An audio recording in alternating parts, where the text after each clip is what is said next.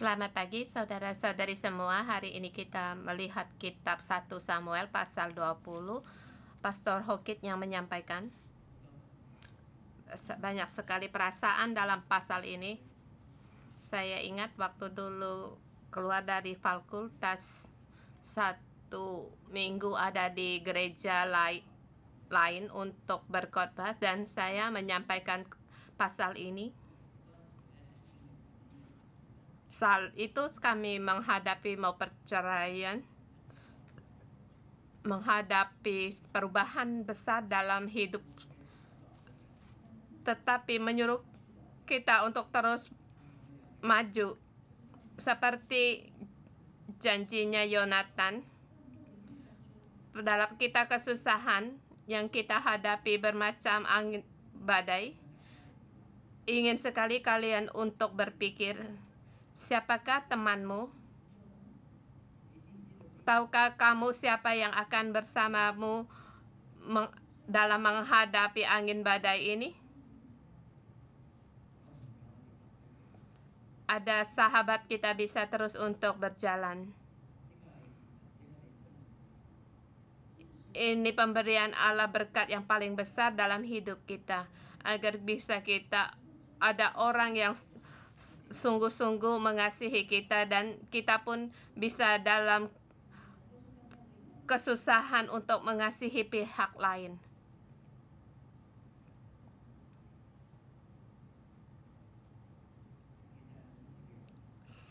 Sesungguhnya sedikit yang ada, bukan berarti tidak ada. Pada saat kita hari ini kita hidup dengan aman damai, mohon Tuhan untuk memberi kita kekuatan ini, untuk bisa memberikan satu persahabatan ini, dan juga atau dalam mengikat satu perjanjian ini dalam angin badai untuk berjalan bersama. Mohon Tuhan untuk memberkati firman-Nya di hari ini. 1 Samuel pasal 20 dengan tema perpisahan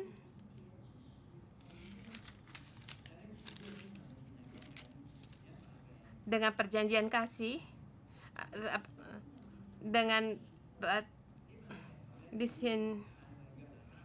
sini ada sebuah batu, dan batu itu sangat dikenal oleh Yonatan dan Daud. Di ayat 19, tetapi lusa engkau akan dicari, engkau harus datang di tempat engkau bersembunyi pada hari peristirahatan itu, dan duduklah dekat bukit batu itu.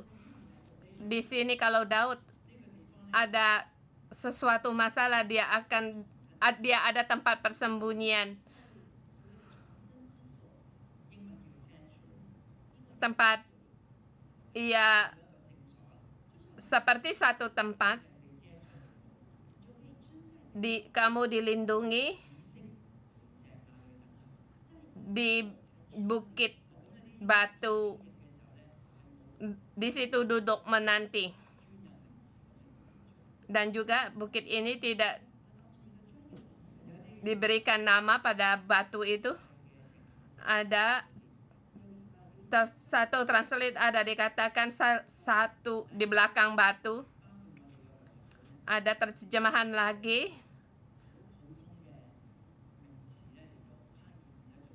di sini dikatakan dengan sederhana, dilukiskan dalam tidak ada satu batu, bukit batu, dalam arti sebongkah batu, tetapi dia itu tersendiri, dalam arti tersendiri atau perpisahan. Kalau kita berjalan dalam batu bukit ini, kalau kita tidak memiliki pengalaman demikian, dia hanya sebongkah batu. Tetapi bagi Yonatan dan Daud,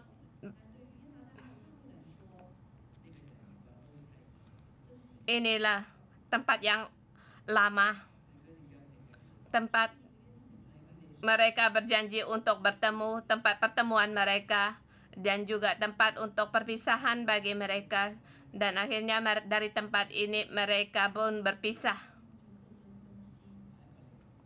Satu tempat perpisahan. Tapi bagi orang yang mempunyai pengalaman, Bukit Batu itu sangatlah berarti bagi mereka. Dari dulu, kemudian sejak hari itu Daud mulai hidup dalam penggambaraan. Dulu dia cuma mengelak dari Saul. Allah memberi dia banyak berkat, dia bisa terhindar dari bencana ini. Tetapi kali ini dia tahu dia harus menghadapi hari-hari yang tidak mudah dalam pelarian.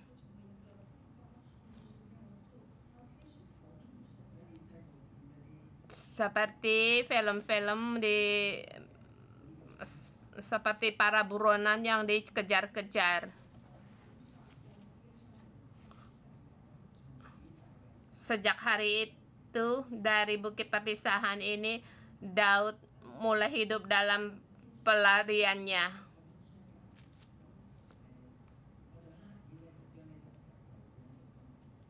Saya sengaja menggunakan bukit ini menjadi satu tema, menjadikan Bukit Batu Perpisahan perjanjian kasih.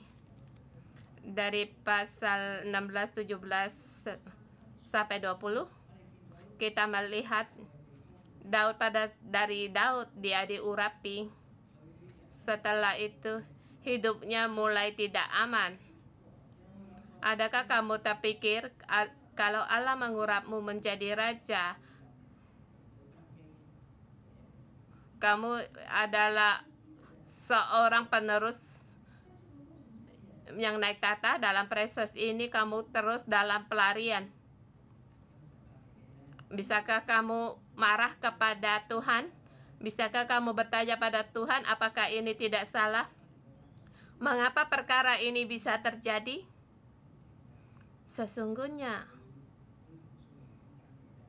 ini adalah nasib dari dia dengan Saul, antara Saul dengan Daud.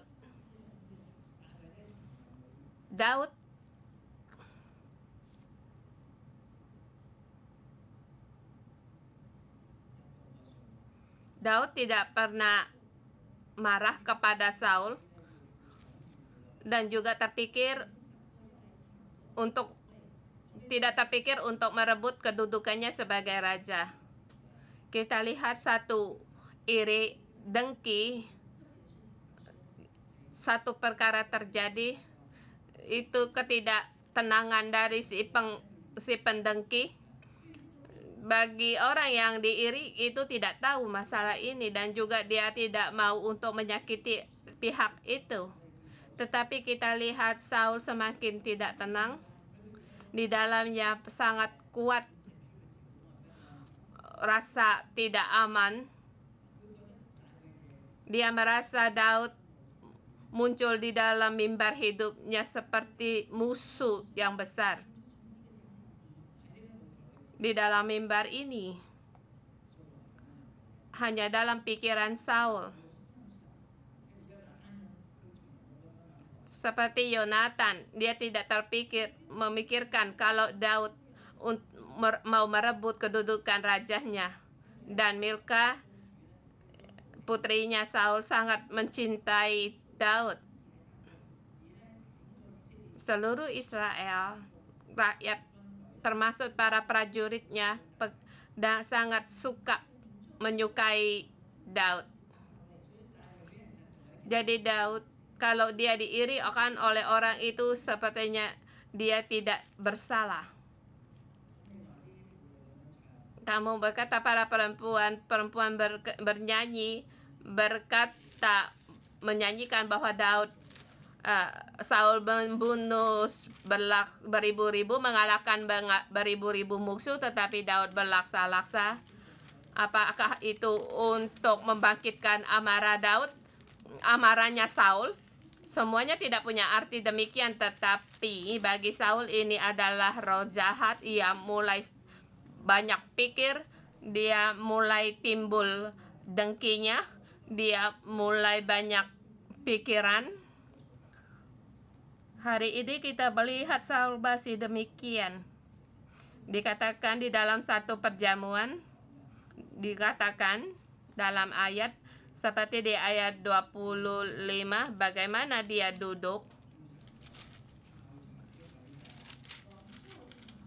Raja duduk di tempatnya seperti biasa dekat dinding.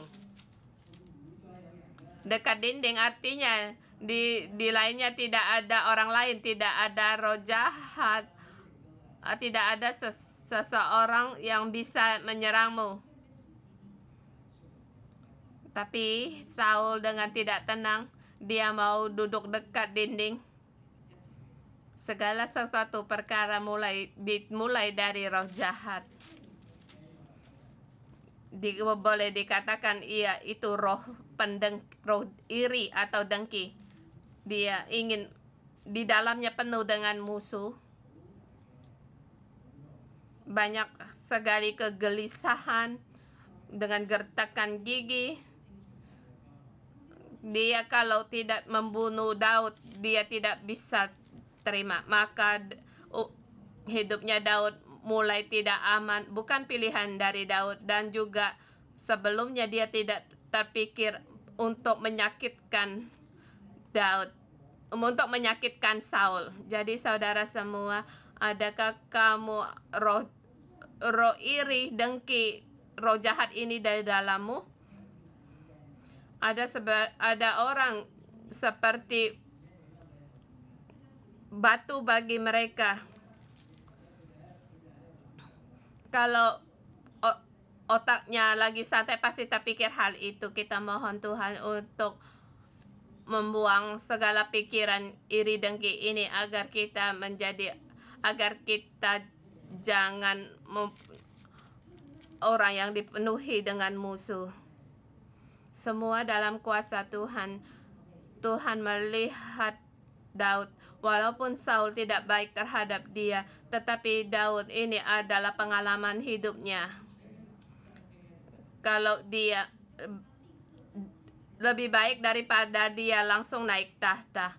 Dan juga ini satu yang sangat menjadi kenangan dalam hidup. Dan juga membentuk hidupnya Daud agar dia semakin dewasa dan semakin mengenal Allah. Di setiap segala kesusahan dia melihat Allah, bagaimana di dalam hidupnya begitu penting. Ia pun tahu ia pun tidak bisa mengandalkan diri. Dia segenap hati untuk bersandar kepada Allah. Daud makin tahu bahwa diri sangatlah kecil, tetapi dia tidak tahu perkara ini akan berlangsung berapa lama. Di dalam ayat pun sangat semarak. Tahukah kamu, tidak dikatakan berapa lama Saul mengejar Daud. Sekarang dia mulai lari. Daud, kamu cepatlah lari sebab Saul mau mengejar untuk membunuhmu.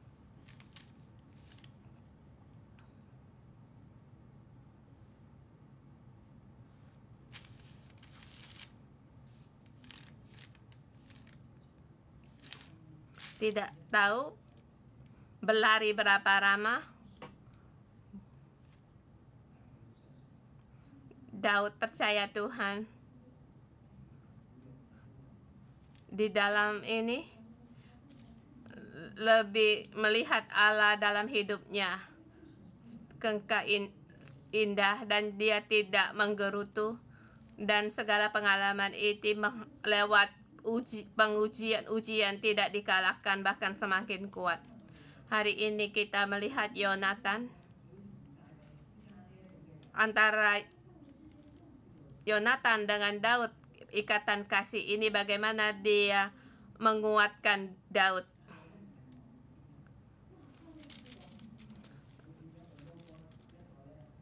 Daud bukan orang yang berhebat, bukan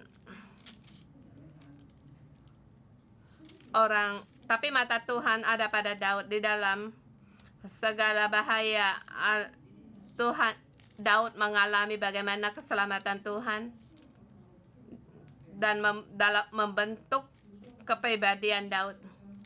Kemarin ayat 19, semakin jelas iri hatinya Saul, tetapi Yonatan melindungi Daud.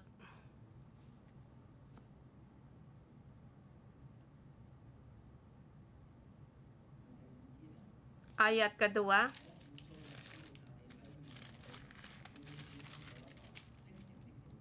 ayahku Saul berikhtiar untuk membunuh engkau, oleh sebab itu hati-hatilah besok pagi, duduklah di tempat perlindungan dan bersembunyi di sana. Mungkin tempat perlindungan ini adalah bukit batu itu. Pada saat Yonatan dan Saul berbicara, Saul mendengar perkataan dari Yonatan,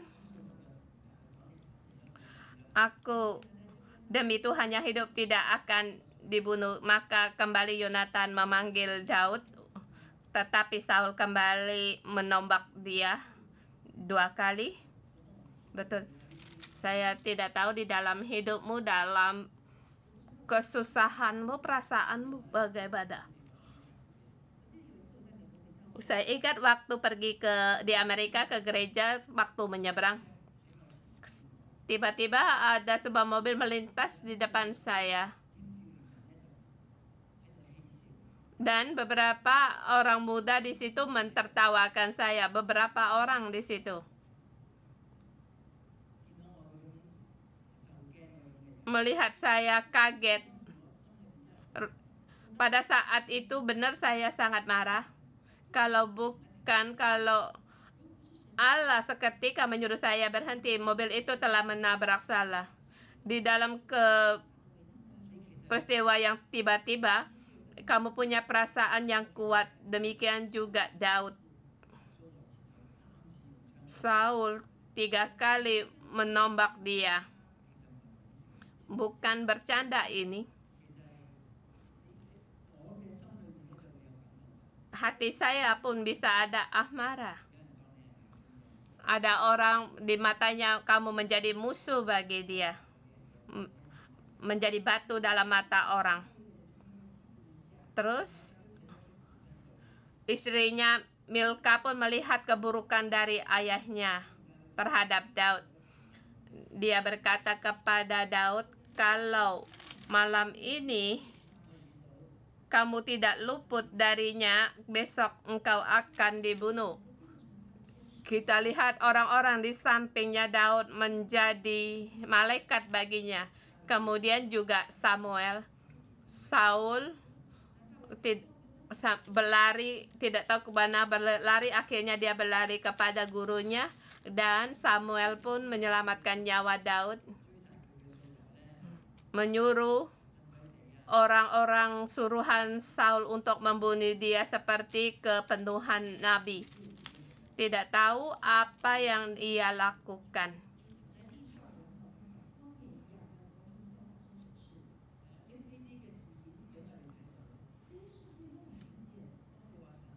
Perkara ini kita melihat kalau Roh Allah mengurapi Daud, ada pada Daud satu perkara yang sangat nyata. Kamu dilindungi. Apapun bahaya yang kamu hadapi, bukan dalam rancangan kita sendiri. Itu ada lagi plan B untuk pelarian. Allah akan membangkit orang untuk menyelamatkan kamu. Hari ini Yonatan kembali menguatkan hubungan dengan Daud. Dibagi dari 2 bagian, 1 sampai dengan 13, dengan perjanjian lebih memenang atas segala kesusahan. Ini bukan kasih yang biasa saja, tetapi ini adalah pengikatan perjanjian, yaitu kasih yang bisa menanggung kita pun sedikit menghadapi ini. Walaupun seberapa baik sahabatmu, Apakah dia juga akan mengikat perjanjian denganmu, perjanjian hidup atau mati? Bagi orang Yahudi, mereka akan berbuat demikian. Dan juga mereka sangat serius terhadap perjanjian mereka dan saling mempercayai janji mereka, dan di hadapan Allah mereka bersumpah sampai di ayat 14, jika aku masih hidup, bukankah engkau akan menunjuk kepadaku kasih setia Tuhan? Ini perkataan Yonatan kepada Daud. Mengapa Daud mempunyai kasih setia Tuhan? Yonatan mengapa bisa percaya kalau Daud memiliki kasih setia Tuhan? Karena mereka di hadapan Tuhan mengikat janji dan saling mengikat perjanjian, saling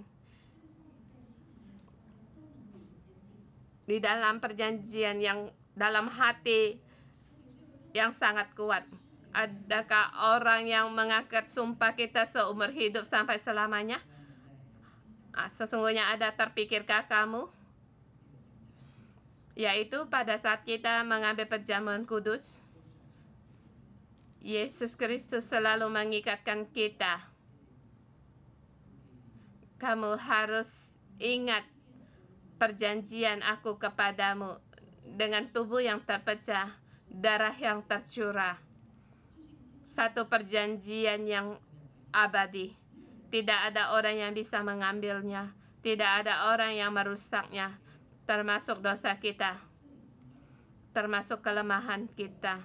Asal kita mau menerima perjamuan ini, sebelum mengambil perjamuan, mengaku dosalah akan kesalahan kita, tempat kita bersalah kepada Tuhan, maka perjamuan kudus ini selamanya dalam hidup kita ada faedahnya dan berkuasa. Kalau kamu adalah Yonatan, kamu sulit untuk melakukan ini. Sampai Milka pun tahu kalau Saul mau membunuh Daud. Tetapi Yonatan sangat berharap bukan demikian kenyataan. Dia di antara tiga hubungan, dia harus setia kepada ayahnya. Bahkan dia ingin Daud seperti dia setia kepada ayahnya. Tetapi Daud tidak bisa lagi. Setelah ia meninggalkan Samuel, dia mencari Yonatan. Dia katakan, apakah salahku? Mengapa ayahmu ingin mencabut nyawaku? Nah, Yonatan pada waktu itu menjawab, jauhkanlah itu demikian. Engkau tidak akan mati dibunuh. Ingatlah, ayahku telah berbuat sesuatu, baik perkara besar atau kecil, tidak menyatakan kepadaku. Ayahku tidak akan mempedulikan perkara ini. Ayahku iri kepadamu, ingin membunuhmu, kata Yonatan. Tidaklah demikian. Dia tetap percaya kepada ayahnya, dan dia tetap percaya kelakuan Saul terhadap Daud. Maka dia tetap akan melepaskan Daud. Ini adalah kesusahan dalam Yonatan. Di dalam ayat tidak dituliskan bagaimana susah hatinya Yonatan, tetapi kita tahu dia sangat mengasihi ayahnya dan percaya kepada ayahnya. Jadi dia merasa, Daud, kamu terlalu banyak pikir. Daud kemudian berkata, seperti mengangkat sumpah, demi Tuhan yang hidup dan demi hidupmu, hanya satu langkah jaraknya antara aku dan maut. Dalam perjanjian baru kita baru mengerti mengapa mengangkat sumpah demikian, jangan bersumpah demi langit. Ini adalah satu perkataan dengan Ahmara. Jangan bersumpah atas kepala, sebab Tuhannya yang bisa membuat rambut kita putih atau hitam. Pada saat kita marah seperti kisah, kita mulai mudah untuk bersumpah. Lalu kata Yonatan, apapun kehendak hatimu, aku akan melakukan bagimu. Terus dikatakan besok bulan baru Saul akan mengadakan perjanjian, kamu bersembunyi sampai lusa petang, dan aku akan beritahukan kamu akan ke Bethlehem. Kalau ayahku marah berkata yang sangat serius, maka aku tahu dia kelakuannya, ia akan berbuat tidak baik terhadapmu. Yonatan terus memastikan, bahkan ada bukti, harus ada kenyataan terjadi, melihat reaksi dari ayahnya. Maka dia baru mengambil keputusan yang terakhir. Kemudian Daud bertanya kepada dia,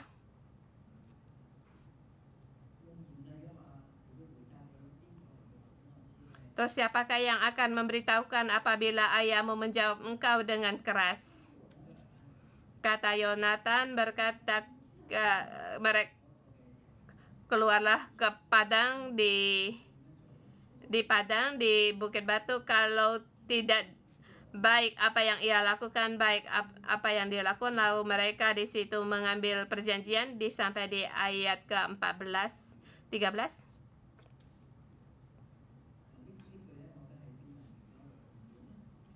Saya merasa ini juga dari ayat yang poin. Tetapi apabila ayahku memandang baik untuk mencelakakan kepadaku, beginilah kira Tuhan menghukum Yonatan, bila lebih lagi dari itu sekiranya aku tidak menyatakan kepadamu dengan membiarkan engkau pergi, sehingga Tuhan dapat berjalan dengan selamat. Tuhan kiranya menyertai engkau seperti ia menyertai ayahku dahulu. Lihatlah di perbedaan dalam pembicaraannya. Yonatan pun tahu, ia seperti menyertai ayahku dahulu. Roh Allah telah undur dari Saul, tidak lagi dari ayahku. Tetapi Yonatan melihat roh Tuhan menyertaimu. Jadi tunjukkanlah kepadaku kasih setia Tuhanku, baik aku masih hidup atau mati, dan juga keturunanku. Jangan hapuskan keturunan janganlah nama Yonatan terhapuskan dari keturunan Daud. Yonatan tidak memikirkan dia sendiri, tetapi dia juga ingat akan keluarganya dan keturunannya. Kalau Daud, engkau menjadi raja, jangan hapuskan keturunanku dari generasi ke generasi dalam perjanjian, dalam pelindungan ini. Demikian juga perjanjian Yesus kepada kita, yaitu janji yang abadi. Kemudian mereka dan Yonatan pun dan Daud pun bersumpah dan mengikat perjanjian. Di sini bukan hanya perorang tetapi keturunan juga.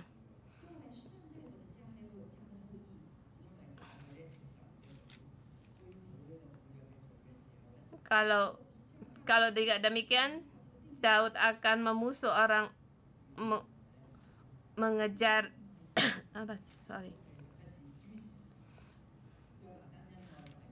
Kiranya nama Yonatan terhapus dari keturunan Daud, melainkan kiranya Tuhan menuntut balas dari musuh-musuh Daud. Adakah kamu lihat perikatan kasih demikian? Ada orang yang berkata mereka adalah homoseks atau lesbian. Tapi adakah kamu melihat orang yang lesbian demikian mengangkat sumpah?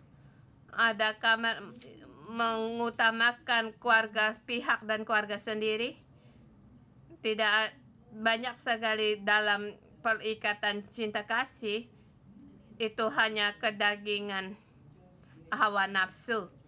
Dia tidak peduli akan masa depan atau keturunan pihak sebelah pihak, keturunan sendiri, mengikat perjanjian. Dan juga kita melihat mereka ini sangat terang-terangan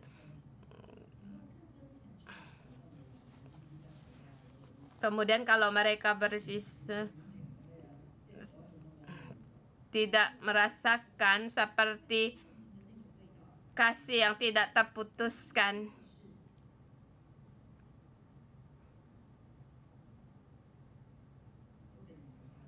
Ayat 23 tentang hal yang kujanjikan itu antara aku dan engkau, sesungguhnya Tuhan ada di antara aku dan engkau sampai selamanya. Ini janji di hadapan Tuhan. Tuhan sebagai saksi. Jadi hidupnya Daud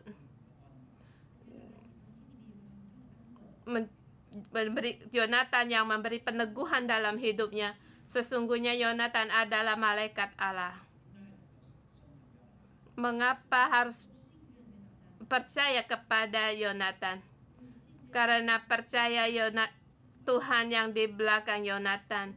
Dan hubungan kita, perjanjian kita, semuanya ada di dalam Tuhan.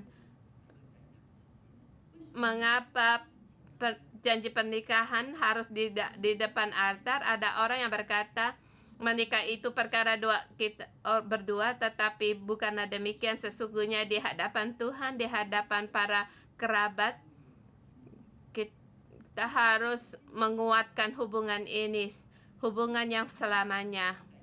Kemudian di poin kedua dari ayat 24 sampai dengan 43. Yonatan menghadapi bermacam badai. Di dalam perjamuan situ kita melihat di ayat 25. Kita dengan teliti melihat raja duduk di tempatnya seperti biasa dekat dinding. Yonatan tidak duduk di situ. Apa yang ia lakukan? Ia berhadapan dengan dia. Terus siapa yang duduk di situ? Panglimanya Yonatan, yaitu Abner, duduk di sisi Saul. Dikatakan ia panglima yang paling besar jabatannya. Memberikan Saul satu rasa aman. Ada seorang panglima yang duduk di sebelahnya. Tetapi ada satu tempat, yaitu tempat Daud, ditinggalkan kosong. Mengapa Yonatan ada di situ? Itu merasa hormat kepada ayah. Dan juga sewaktu-waktu ia bisa meninggalkan arena itu. Saul melihat kedua harinya Daud tidak muncul, timbullah marahnya dan bertanya kepada Yonatan, mengapa anak Isai tidak datang makan baik kemarin maupun hari ini? Tahukah Saul apa yang terjadi? Dia tidak bertanya kepada Abner atau orang-orang yang hadir. Mengapa harus tertuju pada Yonatan untuk bertanya? Karena Saul tahu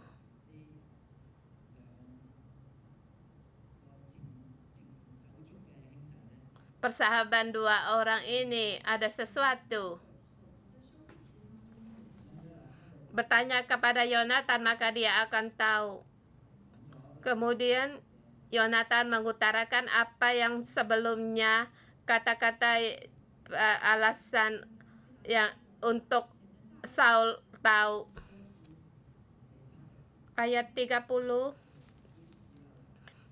Lalu bangkitlah amarah Saul, kesal sampai ibu pun ia marah. Lihat, adakah kamu lihat? Kamu anak sundal yang kurang ajar. Bukankah aku tahu bahwa engkau telah pihak Isai dan noda bagi kau sendiri, bagi perut ibumu. Tahulah Yonatan kalau ayahnya sangat marah. Sekarang kamu mengutus orang, dia mati itu layak, tetapi Yonatan ingin membela Daud. Mengapa ia harus dibunuh? Tambah marahlah Saul. Pada hari itu Yonatan tidak makan karena ayahnya telah mengambil keputusan membunuh Daud dan ayahnya telah menghina Daud. Ini tidak dikatakan ayahnya memalukan dia, tidak mengatakan ayahnya memalukan ibunya. Tetapi di sini dikatakan Saul menghina Daud. Dia bersusah hati kepada Daud. Kita lihat di sini ada janji saling mengutamakan sebelah pihak yang lain. Di ayat sangat sulit menuliskan perasaan Yonatan. Baru saya ada menemukan rupanya anjing tidak memikir perasaannya. Dia hanya berpikir apa yang dipikir oleh tuannya. Kalau kamu pelihara anjing, kamu akan tahu. Iya, kalau tuannya nggak di rumah, dia banyak pikir. Ini satu perbedaan dengan memelihara kucing. Kucing tidak peduli perasaan dari majikannya. Dia hanya menunjukkan apa yang ia mau sehingga tuannya melayani dia. Jadi kita katakan anjing adalah sahabat yang baik. Dia bisa mengerti, memahami seperti dengan Yonatan terhadap Daud. Tetapi bagi kita bisa menemukan. Kemudian saya bertanya kepada saya, apakah saya seperti anjing atau seperti kucing? Saya merasa saya seperti kucing. Saya mementingkan diri saya sendiri. Mohon Tuhan untuk mengubah saya agar banyak lagi hati saya tertuju pada istri saya, agar berkenan bagi Tuhan, agar istri sukacita, agar aku mengutamakan kepada Tuhan dan kepada orang yang kamu kasihi. Ini baru bisa di satu perjanjian persahabatan yang setia. Kemudian terjadi itu.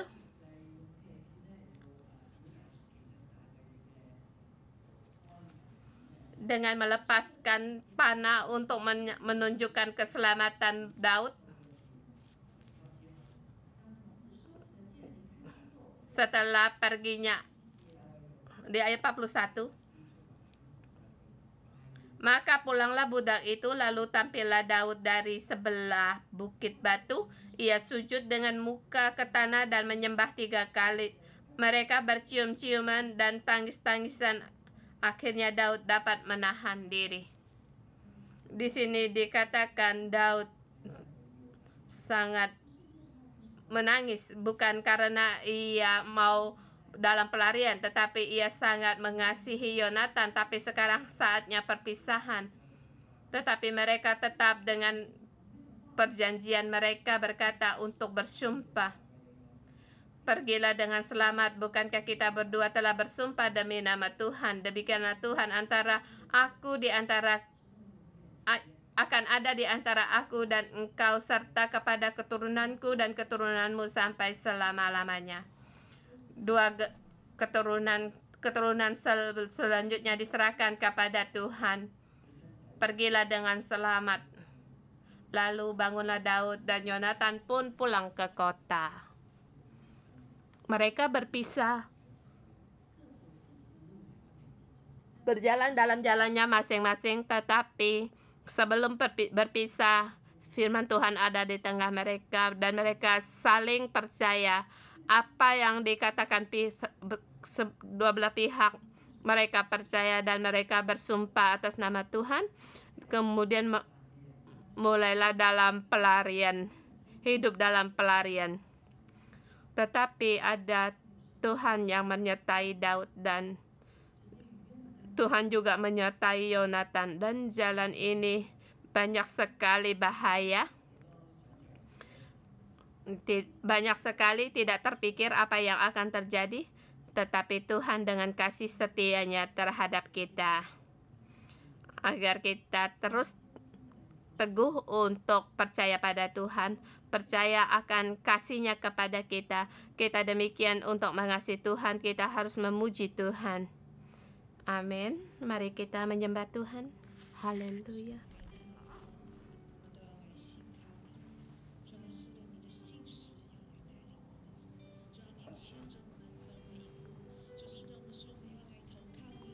Tuhan, kami mau percaya dan mengandalkan Engkau.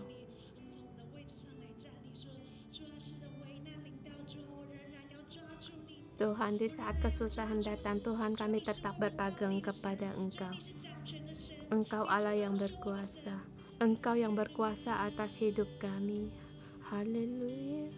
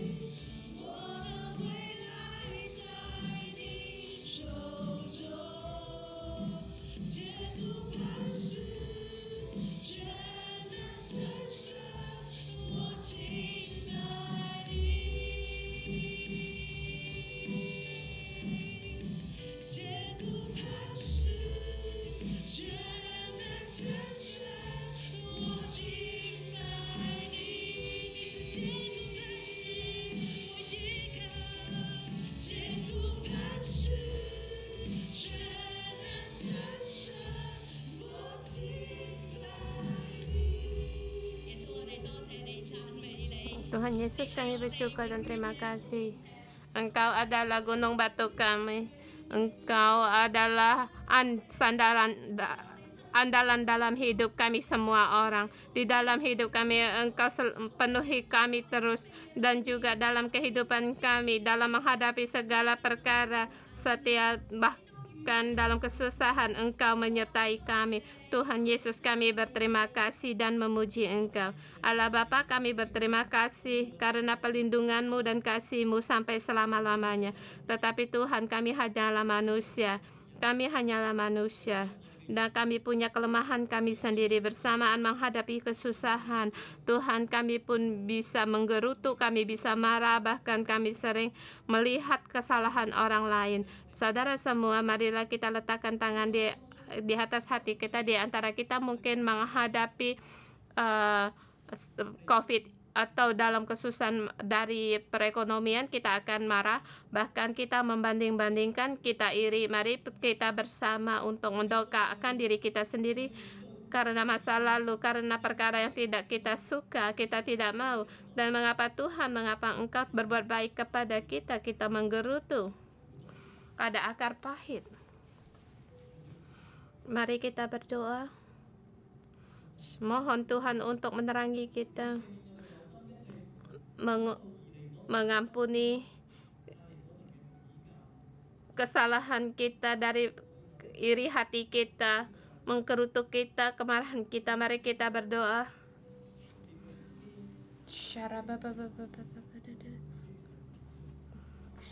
Terlebih lagi kita mengaku untuk rasa iri hati kita.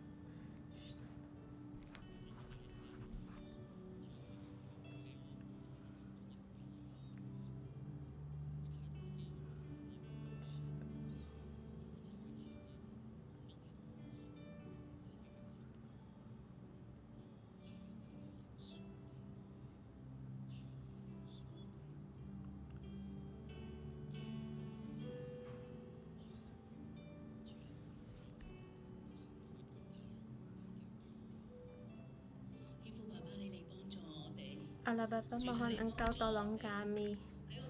Tolonglah kami di dalam hidup kami. Ada kegelapan kami karena iri hati. Kami sering-sering terhadap orang ada seperti batu di dalam mata kami. Terhadap orang itu, Tuhan, kami marah, kami bisa menghakimi dia. Bahkan orang ini, Tuhan, adalah orang-orang rumah kami atau rekan kerja kami, atau mungkin itu adalah pemimpin kami. Tuhan, mohon Engkau tolong kami. Segala iri hati, roh jahat ini selalu menguasai kami. Bahkan di dalam kami ada gelisah.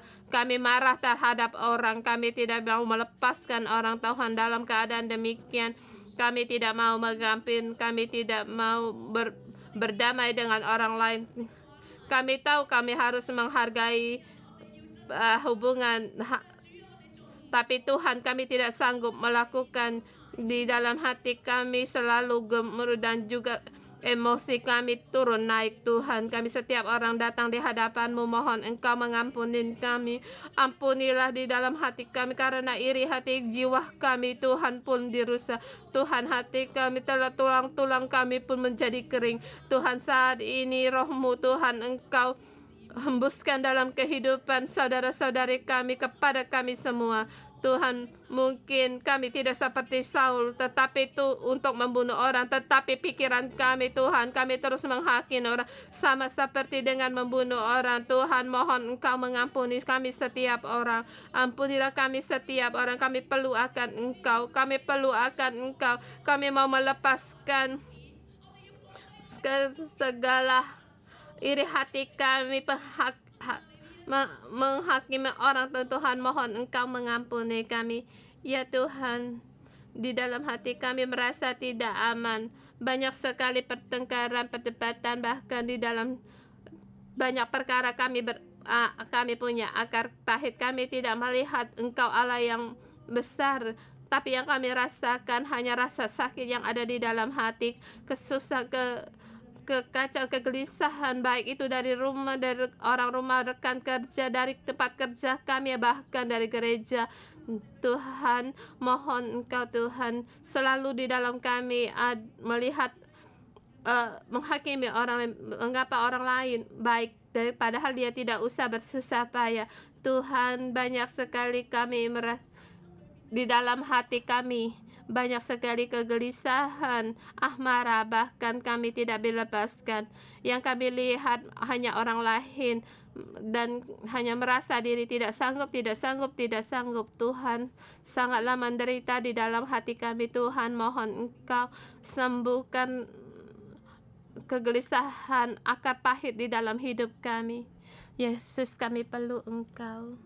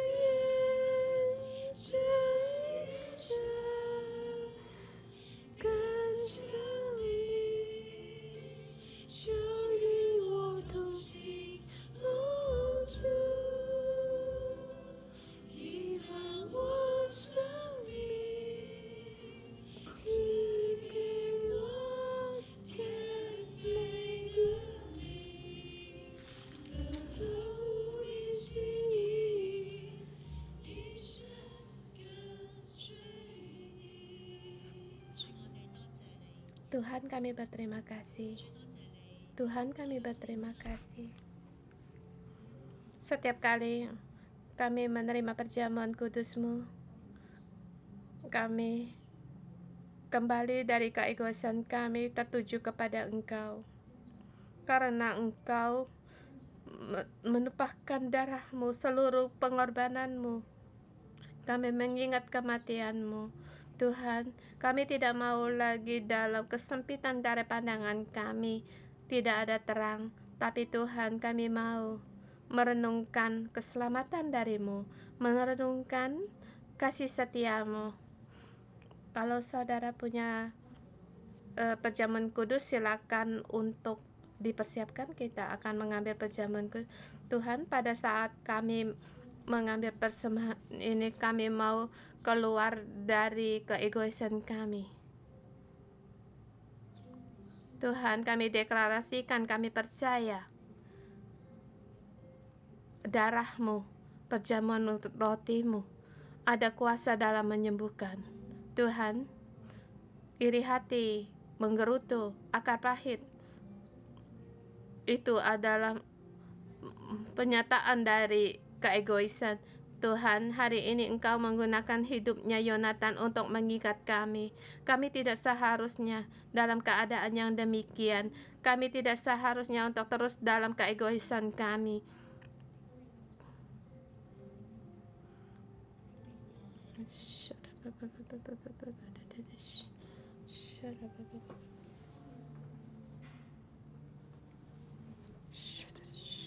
Mari kita berdoa. Mohon Tuhan untuk membuang segala keegoisan kita. Tuhan, kami adalah hanya mementingkan perasaan kami sendiri. Orang yang hanya melekat pada keinginan kedagingan kami. Tuhan, tetapi Engkau memberi kami anugerah untuk kembali merenungkan Engkau. Tuhan, Engkau mati untuk kami. Tuhan, hidup Engkau adalah hidup dalam pengorbanan. Tuhan, yang kami hadapi, kami merasa susah, kami menghadapi masalah orang, kami sangatlah gelisah. Tetapi Tuhan, kami tidak bisa berdiri di pihak lain untuk merenungkan. Bahkan seperti seekor anjing.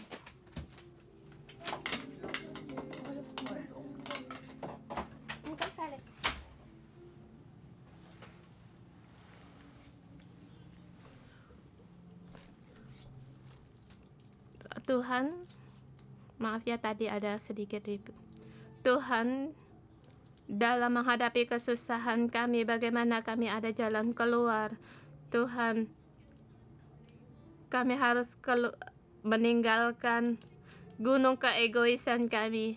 Tuhan, hari ini kami mau mengambil perjamuan kudus ini bukan hanya untuk kami sendiri, tetapi lewat perjamuan kudus ini Tuhan, kami merenungkan akan pengorbanan-Mu, akan mengingatkan akan kesempurnaan-Mu dan keberkenan-Mu, akan kasih-Mu, akan kelapangan dada-Mu Tuhan. Kami tidak mau berfokus pada keadaan kami dan keperluan kami sendiri.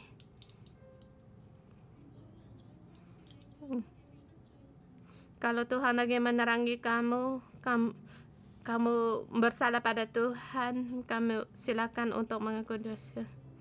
Apalagi keegoisan kita tidak mementingkan keperluan akan keluarga dan orang lain.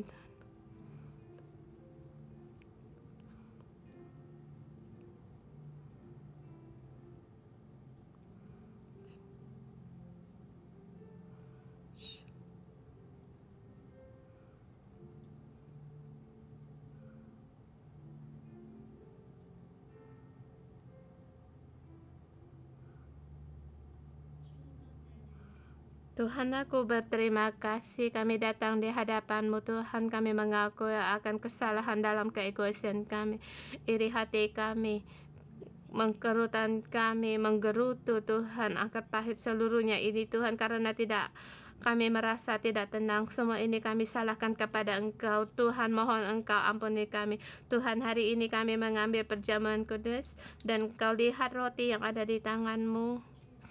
Pada saat Yesus Kristus pada malam waktu Ia diserahkan, yaitu Yesus Kristus tahu bahwa malam di mana Yesus Kristus tahu Dia akan menuju salibnya. Tuhan Yesus masih mengingatkan kita, mengingatkan setiap murid-muridnya, dan masih mengambil keputusan untuk mengingat janji dengan kita. Dia mengambil roti, kemudian di situ mengucap syukur dan memecahkan. Dan Ia berkata, inilah tubuh yang aku serahkan bagimu. Tubuhnya Kristus Yesus terpecah. Dia didera sehingga terpecah hanya karena dosa kesalahan kita. Dan berbuatlah demikian untuk mengingatkan kematian Tuhan. Sesudah itu Tuhan mengambil cawan dan berkata, inilah darah yang aku tumpahkan bagi banyak orang.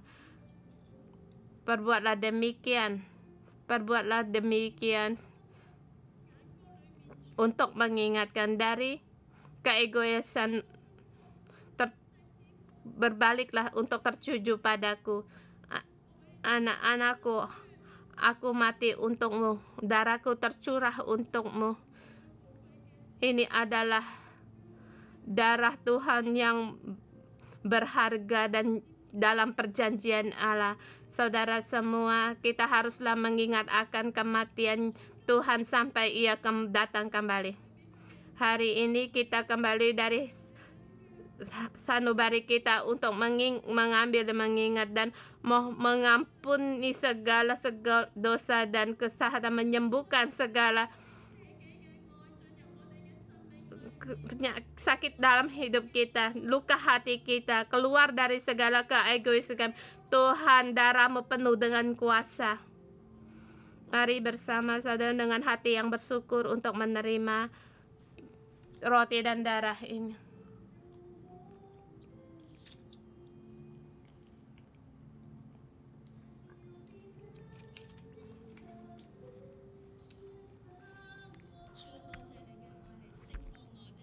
Tuhan, terima kasih.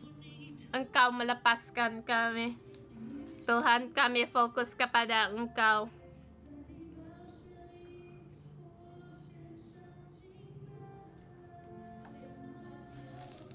Kita tidak lagi egois. Mari kita bersama berdoa, menyembah Tuhan Allah kita.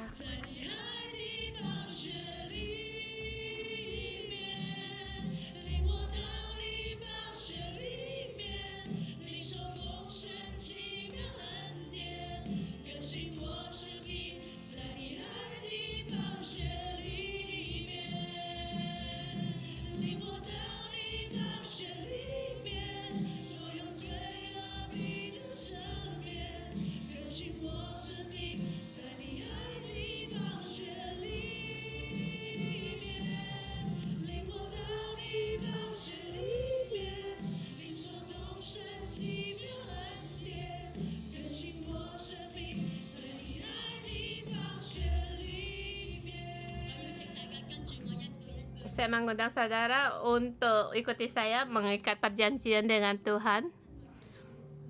Tuhan Yesus yang terkasih, terima kasih atas keselamatanmu.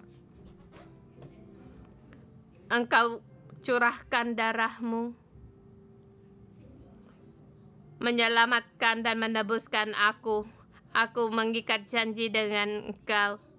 Aku mau lepas dari keegoisan aku. Engkaulah yang fokus dariku.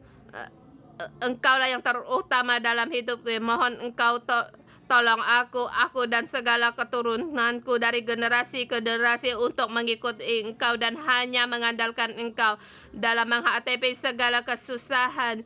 Engkau yang membentuk segala peristiwa. Kami lepaskan semua keegoisan kami, bangkerutan kami buang segala keegoisan kami, agar kami belajar dengan Yonatan, mengingatkan keperluan orang yang kami kasihi, walaupun generasi kami sebelumnya banyak masalah, tapi Tuhan, kami tetap memilih untuk mengikut Engkau. Tuhan, kami juga mau belajar dari Daud dalam menghadapi banyak kesusahan, tetap fokus memandang Engkau.